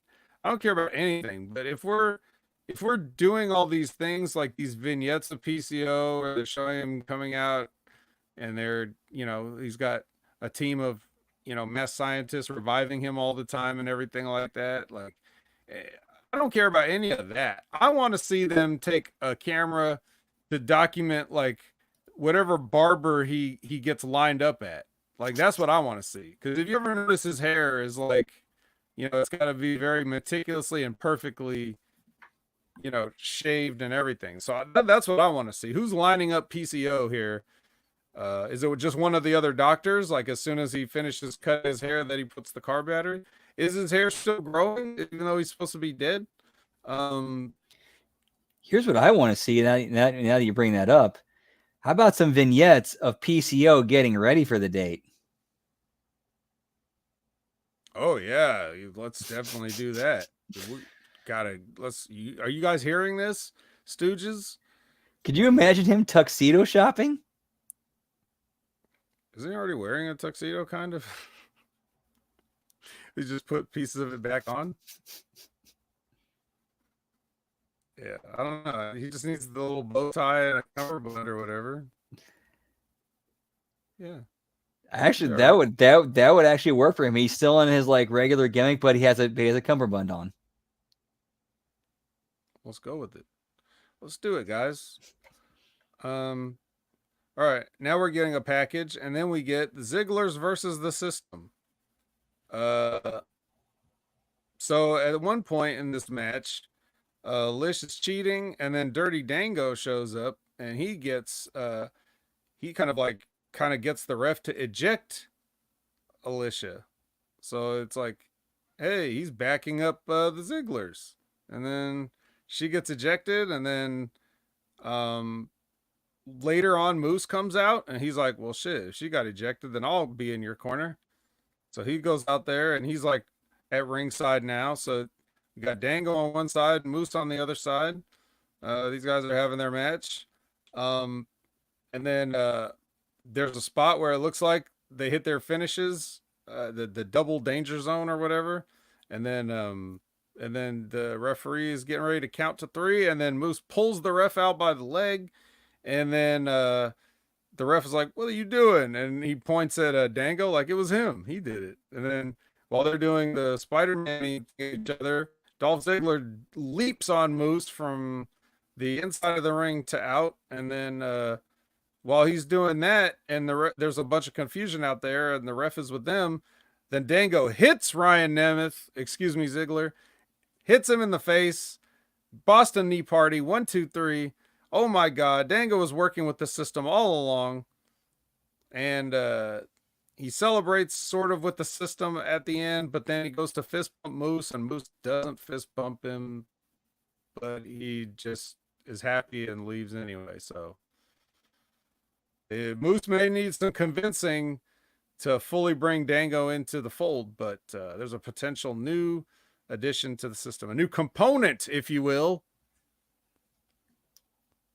Did you end up seeing this? That's one I missed, unfortunately, but I did read about it. Okay. Well, what do you think of Dango in the system?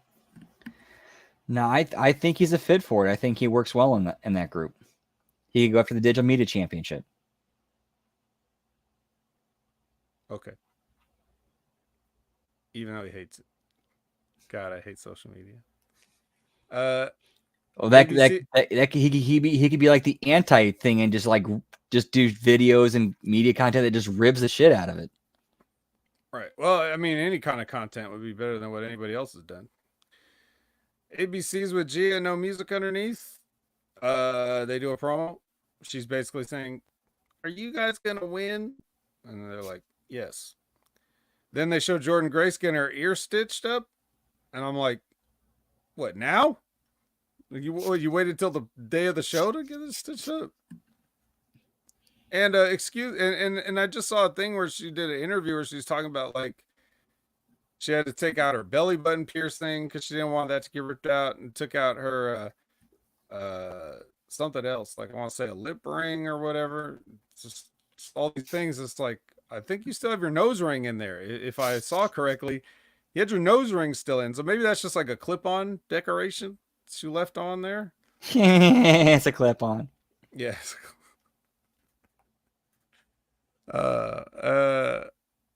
So yeah, I don't know.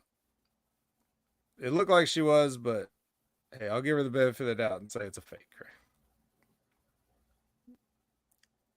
We already saw a fat Callahan earlier on in the show too, just so in case anybody didn't get that reference. All right, Frankie Kazarian versus Joe Hendry. Joe Hendry comes out. He doesn't have a song, but he will definitely get the people to. He talks about how Frank Kazarian looks like a famous actor, Antonio Banderas, and he says he'll always be known as the dad. He may bet on himself, or he may just be the dad from Spy Kids, which gets a "Dad from Spy Kids" chant, which is, I'm sure, has never been chanted ever in the history of anything ever. But we got one here, so I guess believing in Joe Hendry, now's the time. Anyway, they did a finish where he goes to pick, like, Frank Kazarian starts fumbling around in his tights, and then he gets a gimmick. Yeah, oh my pal, and he pulls his gimmick out, but not that gimmick, not the NDA one. Oh yeah, pull it out, pal. Yeah, he didn't pull that out, but he pulled something out and held it in his hand that wasn't that. And then Joe Hendry like goes to get him. So like Joe Hendry's in the ring, Kazarian's on the apron. Kazarian swings at Joe Hendry. Joe Hendry ducks the punch, and then he picks him up from the apron to inside the ring like he's going to give him a belly to back. And then while he's suplexing him, Kazarian punches him with the gimmick, and then that sort of knocks him out, and then Frank Kazarian pins him.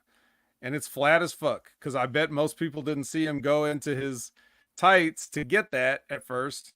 So what it looked like was that Joe Hendry suplexed Frank Kazarian, and then Frank Kazarian just crawled over and pinned him. That's what it looked like at first. You know, if depending on certain angles in the building or how much you were paying attention on TV, that's what it would look like.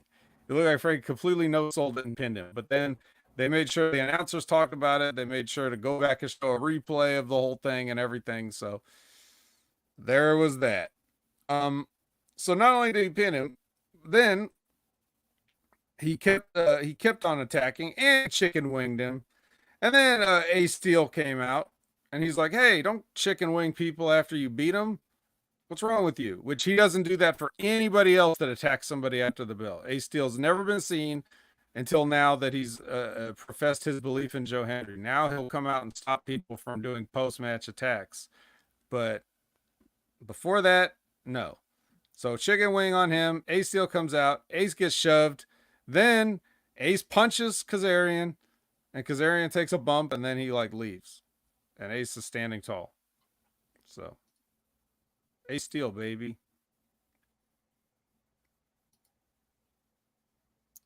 I did read that the crowd was chanting at him to bite Kazarian. Probably so. They chanted a lot of things. I didn't write them all down. But I got a couple more though coming up. So we got a package, and then Yeah, pal. it's yeah. Gimmick Stand package. back. Yeah, reaching your tights. Yeah.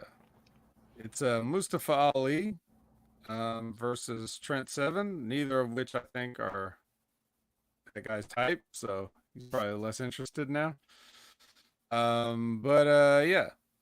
So the whole gimmick of this is Trent comes out and he tells the Chicago crowd that he knows that Ali is the hometown guy, but he does want to show you that there is footage that was captured from after the sit-down meeting with Tom from Impact. And then they go to this footage of like, some camera sitting somewhere in a room, and then you can't see their faces or whatever. It's like from the waist down. Yeah, pal. So you hear them Yeah, pal. talking. Or at least you would hear them talking if it didn't sound like the Lou Gehrig speech from a submarine. It was like unhearable, echoing. Something about not, Ali not actually living in Chicago, and the X Division belt being a piece of shit prop that he doesn't want. So he says all that, which when they come back to the live audience or whatever, they're chanting, "What'd he say? What'd he say? What'd he say?" Because they didn't hear it. Wow. That's, yeah, if the crowd is chanting that they can't hear what the dude's saying, that wow. Mm-hmm. They also chanted "We still love you" at Ali while he was trying to get heat. But there you go. But I didn't love this. He kicks out of the Birminghammer and then just does a 450 on Trent Seven's leg and then puts him in the sharpshooter and he taps out. The end. So there you go. Oh, it looks like Raw's doing their own embarrassing gimmick live right now as we record this show. So if you didn't think that Hardy stuff was cringe enough, get ready for production values that are cringe. Santino calms Kazarian down, he's very hot about this.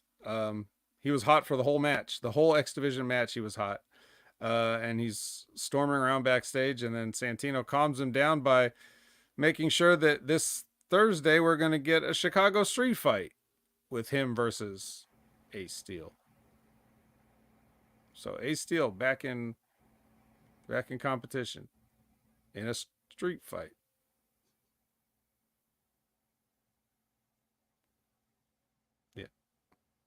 Yeah, pal. Now, yeah, right.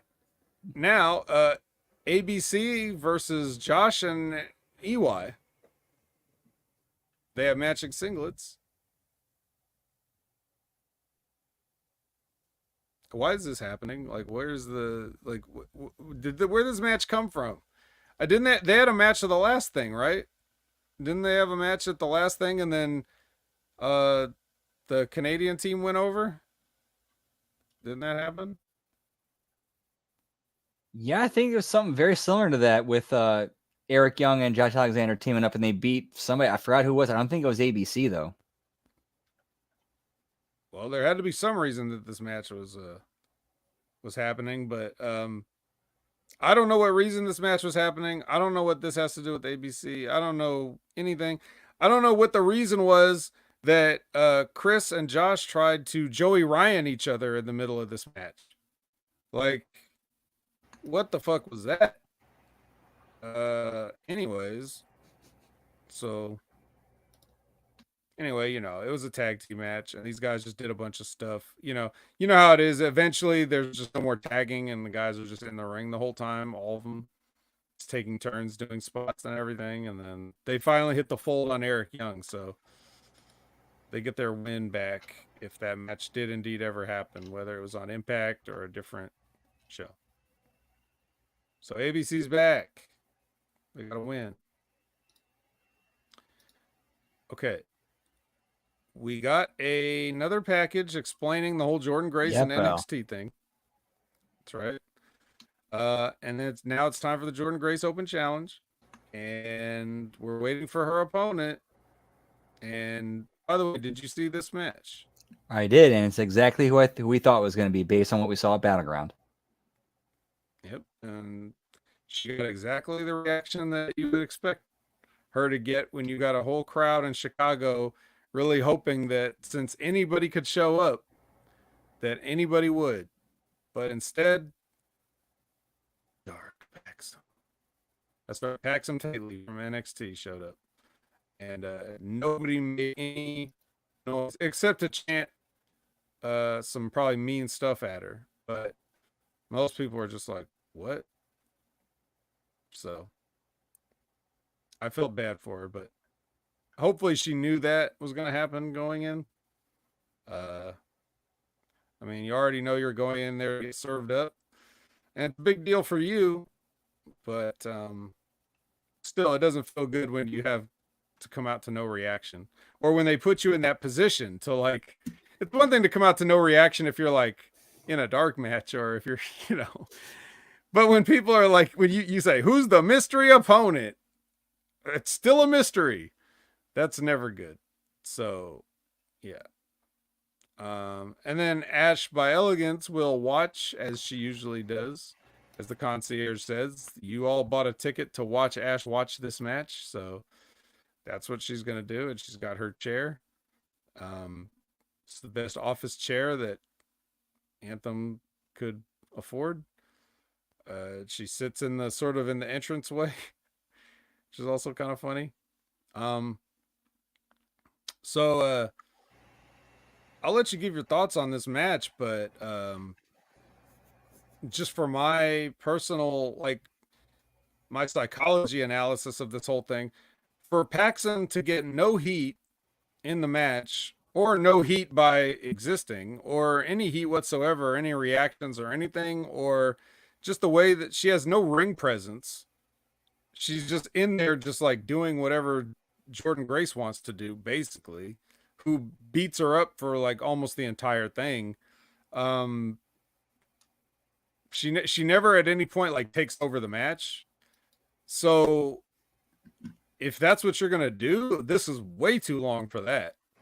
I mean, forget about just condensing matches for TV time. This is the pay-per-view where matches get time, but still, I'm saying this needs to be condensed. If you're not even going to get any heat on Jordan Grace or make it look like there's any possibility for her to lose whatsoever, it's got to be a lot shorter.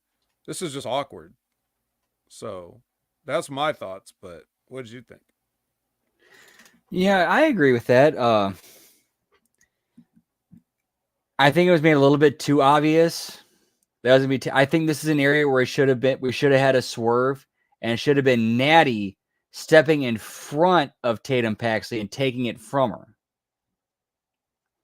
That way, you can have Tatum Paxley being upset that Natty stole it from her. She jumps in and interferes, costs her the belt. That's when Ash jumps in, and then all of a sudden, we kind of have a weird. That you have one baby face from TNA, one baby face from NXT, one heel from TNA, one heel from NXT. Oh, we could have some tag team matches. And I think it makes for a more, for lack of a better word, dynamic. Yeah, they should have done that. They didn't. Grace just goes over. And then Ash tries to get some heat after the match, and then Grace goes over on her and pours the champagne on her. So, yeah, it kind of blew that off a little early. Yeah, ain't nobody getting over on Jordan Grace except for, Roxanne Perez again. Dark Roxanne. So, all right. Looks like there's been enough talk. It's time for the main event. It's a broken rules match. It's Matt Hardy versus Moose. All right. So in the first minute, the Zigglers take out the system to explain why they don't just all beat up Matt Hardy.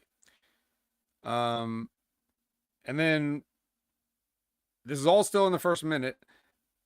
Then Matt throws a clothesline at Moose, and Moose takes the flip bump for that weak ass clothesline. And then, still in the first minute, Matt gives Moose a side effect, and he lands right on the apron's edge. Like, it's bad enough when you take a bump on the apron. When you land on the apron, that's the hardest part of the ring, you know. But Yeah, you know what's no. harder than the apron? The edge of the apron. And Moose landed on that. He could have fucked up he could have shattered his scapula on that bump. Because he landed right on that edge hard. And I blame both of them for that. Because Matt could have tried to take care of him, but Moose also could have taken his own bump a little bit more. Yeah, that was definitely a failure on both ends. We're in the first minute. We're in the first minute. 1 minute. 1 minute. 1 minute gone. Several minutes remaining. Speaking of time, why didn't the timekeeper have 2 trash can lids and a couple of cookie sheets under his table? Was he keeping time for the oven too? Like, he's doing Fat Eddie's catering, personal catering. I don't know. Those cookie sheets look pretty clean. Maybe it was saving it for a post show. I don't know, but it was just funny. They made a point of saying under the timekeeper's table. He's like, a cookie sheet? Why? Why is it there? Why? Why there? It wouldn't make sense to be under the ring, but certainly I don't know. Do timekeepers use cookie sheets for things? Like, is it just like a folk? Is this like a kind of like a folk usage? Like, oh, it's Chicago superstition or tradition to put your feet on a cookie sheet when you're ringing a bell. Like, I don't know. What is this? And he had 2 trash can lids, but at that point there was no trash cans. Ooh, here's a deep cut. Remember some early 90s cartoons? Banging on a trash can, drumming on a street light. What was that? Doug. Well, I remember Doug. I guess I don't remember that part. But yeah. So Lish is still out there. By the way, she didn't get ejected from this. I don't think she can, since it's broken rules. So she's out there. Then they do a spot where they fight in the crowd. Only problem is cameras aren't even equipped to follow them. So they fucking, I saw the cameraman like standing up on the stairs, like trying to just shoot from where he was in the ring to where they were. The crowd itself chanted, "We can't see. We can't see." So another creative chant from the crowd, but they're just being honest because they couldn't see. Why would you even have a spot like this if your cameraman can't even like go out there to catch it, or you don't even have another cameraman? You know, the cameramen that are like maybe in the back that maybe, you know, they would shoot the Kazarian and Santino thing or any of those other backstage things. Like, I don't know. Eventually, I guess, I don't know if somebody actually went out there and told them, hey, nobody can see you, get the fuck back in the ring, but, or if that was just the planned spot, but I guess they did something out there. No one saw it. But what you mostly saw was this. Because you saw fans holding their phones up trying to record it. You got lots of shots of that. So there you go. Let's see what happened next. at least Moose had his helmet on when he got backdropped out of the ring onto a ladder. So, like, if his back wasn't broken from the apron earlier, you know, like, at least he's not going to bust his head open when he flips over and hits the ladder. That was actually, you know, he took a good bump on that. It kind of cracked. But then Lish just watches Matt the whole time while he sets up a table. He takes a Bears helmet, Chicago Bears, the Bears, the wreckage. Oh, Sorry, having a heart attack. I think that's number 24 this year, Bob.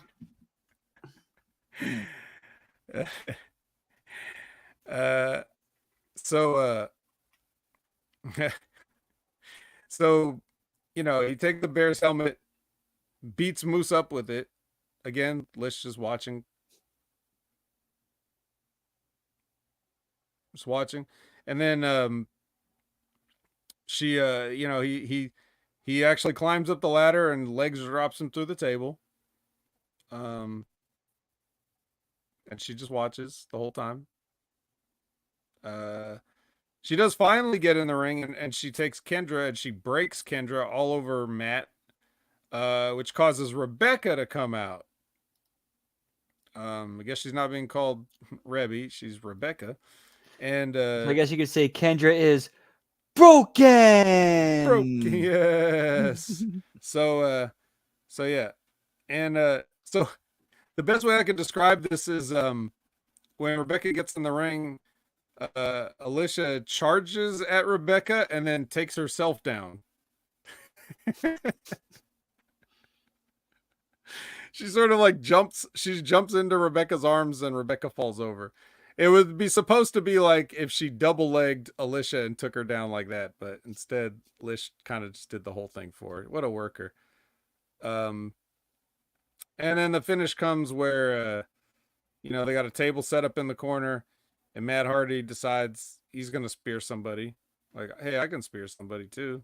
And then Moose is there getting ready to be speared. And of course, Rebecca's just within arm's reach. So Moose does the only sensible thing, pulls her in front of Matt. He spears her through the table. Then Moose spears Matt, and mercifully, this match is over. At least the match is over. And, you know, this is just a TNA garbage match, and it's not really particularly, you know, Moose did a lot of the work here. Matt did take a superplex onto a pile of chairs, which is like one more major bump than Sami Callihan ever did when he was having these type of matches with Moose. So I'll give Matt Hardy that. And Matt Hardy looked like he was in decent shape, you know, so he's been taking care of himself the best he can. Even though broken Matt is still kind of a shoot, but at least he's not fat. At least he's not, you know. So there's that, but so the match is typical in and of itself, but the offensive stuff came after the match. Before we get to the post match, did you have anything to comment on the main match? I mean, it was what it was, but we kind of knew that's, you know, Moose was going over. He didn't know, you know, what the finish was going to be. Okay. Well, so after the match, the system beats everyone up, including the Zigglers who come out to try to help. They get beat up, and then they hit Joe Hendry's music, and then he runs out, and he tries to help, and they believe, but he gets beat up. And then finally, yep. Oh, but don't forget the music. The music.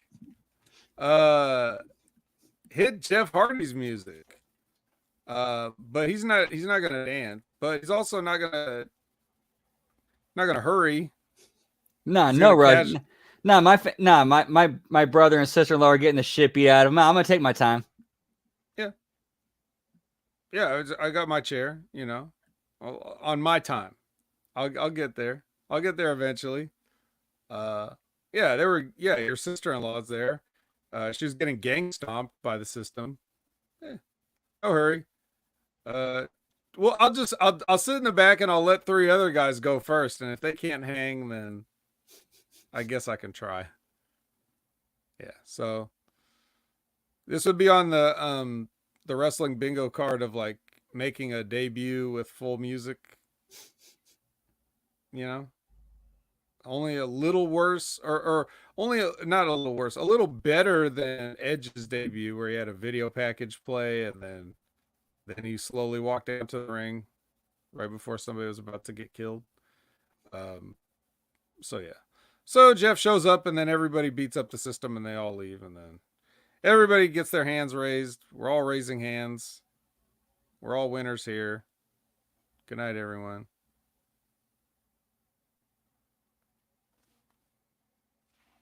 That's it. Against all odds. Against all odds, I watched this. And man.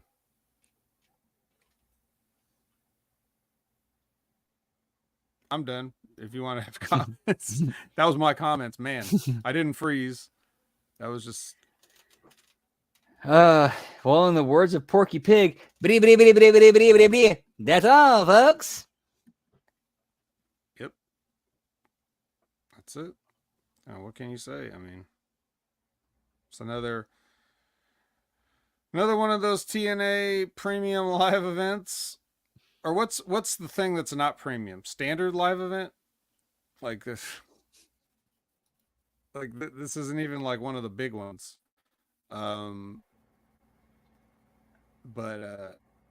you know, it still came with all your favorite stuff, audio issues and garbage matches, nonsense. This is at everything. I don't really like anything on this show now that I think about it.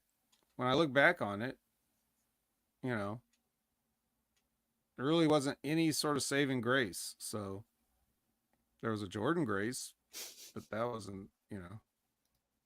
That certainly wasn't saving anything. No. She saved her. Well, she didn't save her ear last time, but at least she didn't lose any other body parts this time. So that's good. So yeah, I mean, nothing to say. I really got nothing to say. This is I've already cut all the promos I'm going to cut, and I'm too tired.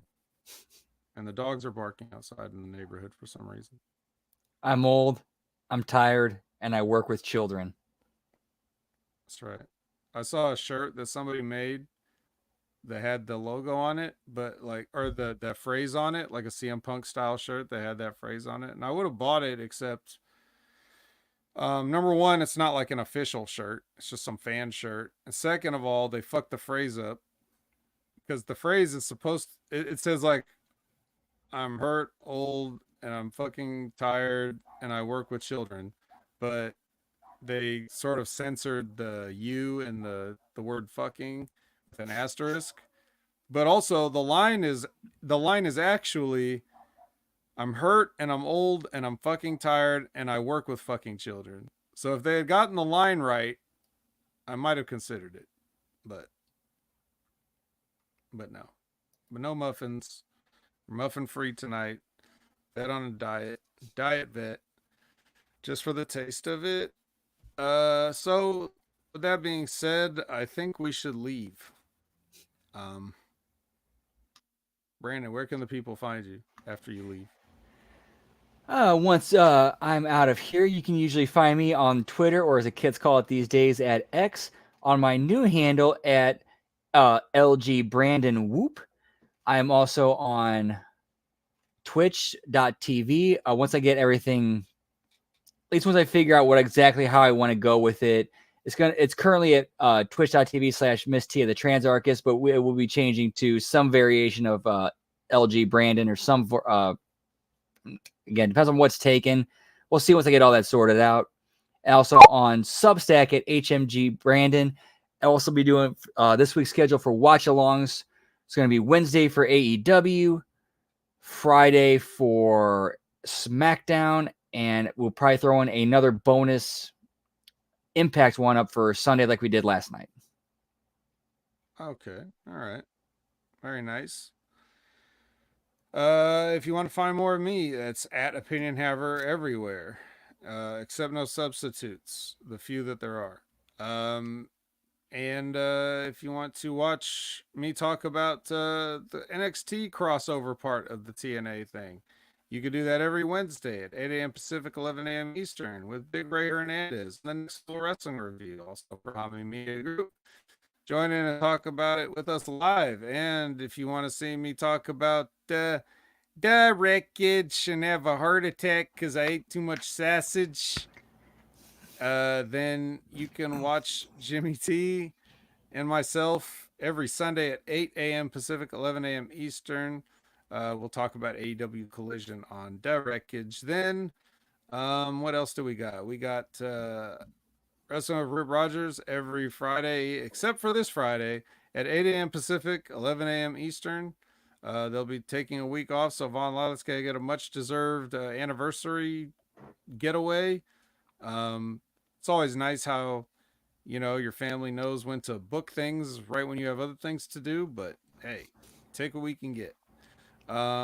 So check them out when they return the week after this, and then check out Stevie Richards, still reviewing fitness products, adjustable dumbbells, things like that. He's retooling the wrestling portion on his Patreon. But he's always got a lot of stuff going on. You're going to want to check it out because once he gets going again, I'm sure he's constantly reinventing his sort of channels and platforms and everything too, Brandon. So you're not alone in that. Even Stevie Richards got to look at things and figure stuff out. So I'm sure everybody will be along with both of you for that ride. But until we see you again, thank you all for being here. For Brandon, I'm the vet, and I don't have a sign off.